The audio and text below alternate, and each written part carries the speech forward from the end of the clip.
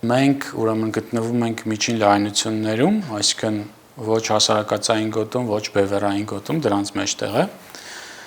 Մեր մոտ դիտվում է դրանով պայմանավորված մեծ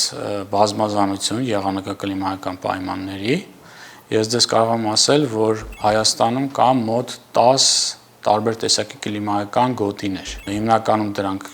ցամաքային կլիման է, մերձարևադարձային, բարեխառն եւ բարձր ուրեմն գոտիներում 3000 մետրից բարձր գոտիներում լեռնային տունդրայի գոտիներ գոյություն ունեն։ Նմանատիպ բազմազանություն, եթե դուք փորձեք գտնել, դուք պետք է տեղաշարժվեք ուրեմն արաբական թերակղզուց մինչև Ռուսաստանի հյուսիս, մերձբևեռային հատվածներ։ Այսինքն այսպիսի հերթափոխ բազմազանություն նման փոքր տարածքում, որը պայմանավորված է մեր լեռնային երկիր լինելով պայմանավորված, չեք կարող շատ